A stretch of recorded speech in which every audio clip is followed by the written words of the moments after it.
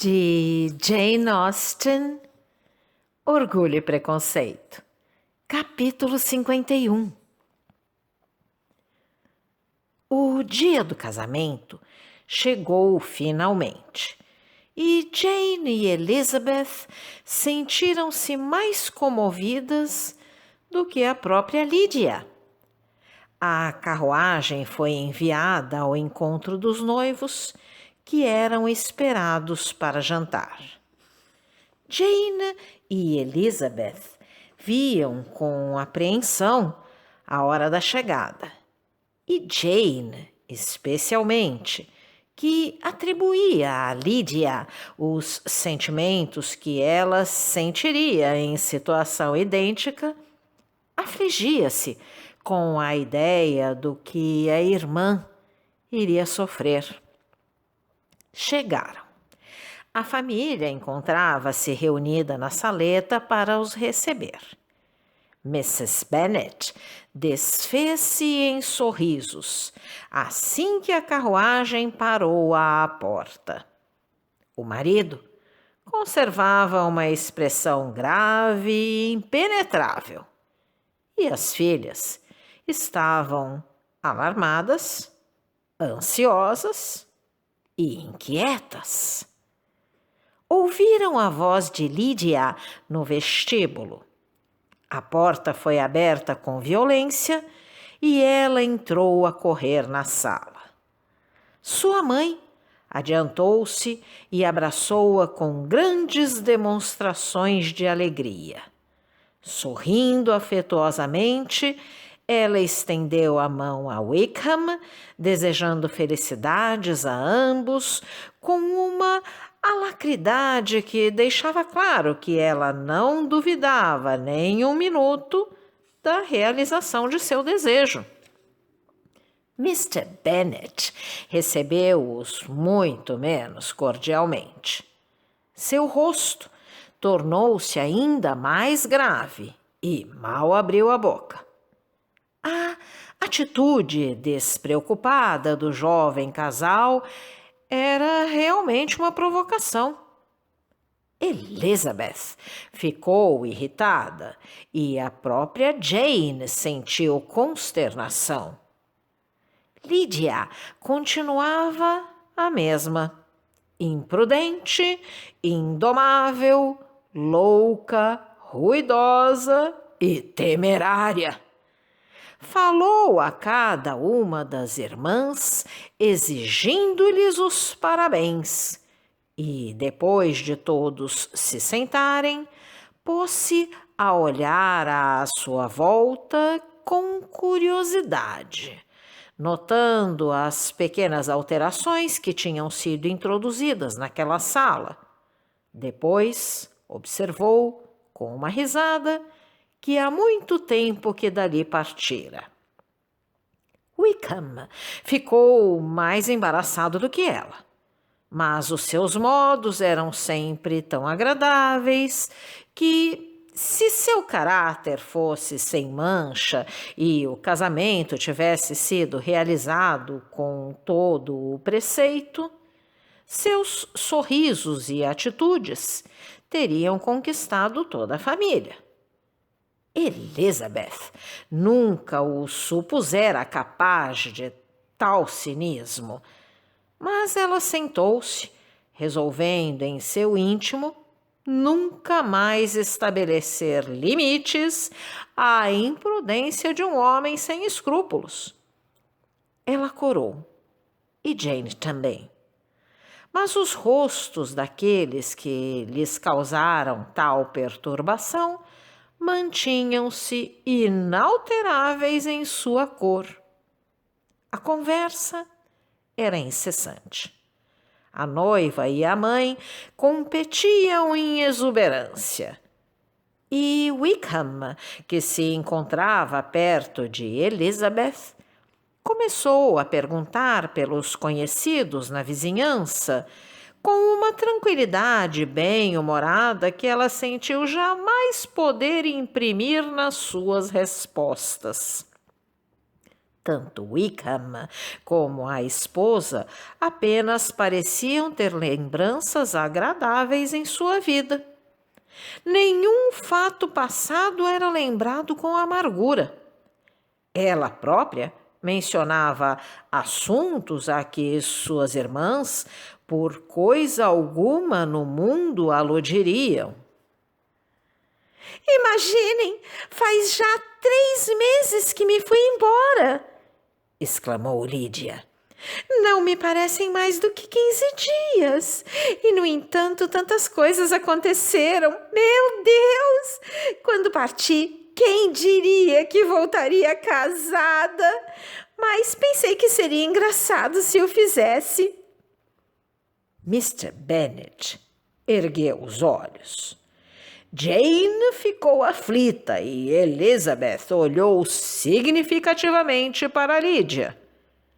Esta, porém, continuou como se não desse por nada. Oh, mãe, as pessoas daqui dos arredores sabem que me casei hoje. Receei que eles não soubessem. No caminho, cruzamo-nos com Williams Golding em sua charrete. E, para que o ficasse sabendo, baixei o vidro, tirei a luva e apoiei a mão no rebordo da janela, para que ele visse bem a minha aliança. Só então o cumprimentei e não pude conter por mais tempo meu riso. Elizabeth achou que tudo aquilo passava dos limites. Levantou-se, saiu e só voltou quando os ouviu passarem para a sala de jantar.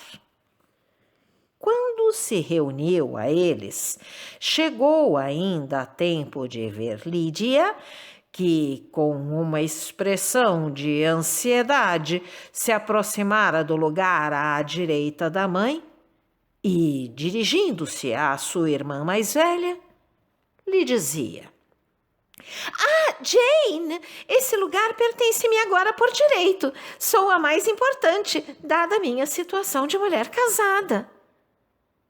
Não era suposto que a solenidade daquela hora desse a Lídia o constrangimento que até aquele instante não demonstrara. Pelo contrário, sua desenvoltura e boa disposição pareciam aumentar. Ansiava por voltar a ver Mrs. Phillips, a família Lucas e todos os outros vizinhos e ouvi-los designá-la por Mrs. Wickham. E enquanto isso não acontecia, foi logo após o jantar mostrar a aliança a Mrs. Hale e às criadas. Bem, mãezinha, disse ela quando voltou à sala. Que acha do meu marido? Não é um homem encantador? Estou certa de que todas as minhas irmãs me invejam. Só lhes desejo tanta sorte como a minha. Precisam todas ir a Brighton. É o lugar ideal para se arranjar um marido. Que pena, mãe, não termos ido todas. É verdade, se me tivessem dado ouvidos, teríamos ido, mas minha querida Lídia, não gosto nada que vás para tão longe. Será mesmo necessário? Mas claro, não vejo mal nenhum nisso. Até gosto muito. Papai, mamãe e as manas só terão de nos ir visitar. Passaremos em Newcastle todo o inverno. Bailes não faltarão e eu arranjarei par para todas as que forem. Adoraria poder ir, disse a mãe. E depois, quando regressarem, poderiam deixar comigo 1 ou 2 de minhas irmãs. Garanto-lhes que arranjaria maridos para todas elas antes do fim do inverno. Agradeço de minha parte, disse Elizabeth, mas não aprecio a tua maneira de arranjar maridos. Os visitantes não poderiam demorar mais de 10 dias. Mr. Wickham fora nomeado antes de sair de Londres e apenas lhe haviam concedido 15 dias para se reunir a seu regimento. Com exceção de Mrs. Bennet, ninguém mais lamentou que eles se demorassem tão pouco, e esse tempo foi por ela aproveitado da melhor forma possível, fazendo visitas com sua filha e recebendo frequentemente em sua casa. Tais reuniões vinham ao encontro do desejo de todos, pois escapar ao círculo da família era ainda mais desejável para aqueles que pensavam do que para aqueles que não o faziam. A afeição de Wickham por Lydia manifestava-se exatamente como Elizabeth o supunha, inferior à que Lydia tinha por ele. Mesmo que não lhe tivesse sido dada a oportunidade de observá-los, chegaria à conclusão lógica de que a fuga se devera mais à paixão dela do que ao interesse dele. E se não fosse a certeza de que ele tinha fugido porque sua situação no local se tornara insuportável, Elizabeth surpreender-se-ia pelo fato de Wickham ter raptado sua irmã sem sentir por ela uma paixão violenta. Como as coisas realmente se passaram, ele não resistira à oportunidade de ter uma companheira para sua viagem. Lydia gostava imensamente de Wickham. Ele continuou a ser seu querido Wickham. Ninguém podia competir com ele em seu coração. E julgava que ele fazia tudo melhor do que ninguém. Certa manhã, pouco depois de sua chegada, encontrando-se sentada junto das duas irmãs mais velhas, Lydia disse para Elizabeth: Lydie, ainda não te contei como foi o nosso casamento. Não estavas presente quando descrevi tudo à mãe e às outras. Não sentes curiosidade em saber como tudo se passou? Não, para te dizer a verdade, replicou Elizabeth. E penso que, quanto menos se falar no assunto, tanto melhor. Ora, és tão esquisita, mas vou contar-te tudo como aconteceu. Como deves saber, casamo-nos na igreja de Saint Clement, pois Wickham pertence àquela paróquia. Combinamos encontrarmos-nos às 11 horas. Os tios e eu iríamos juntos, e os outros nos encontrariam na igreja. Chegou segunda-feira de manhã e eu estava em uma aflição que nem imaginas. Receava que acontecesse algo que viesse adiar o casamento. Teria ficado desesperada.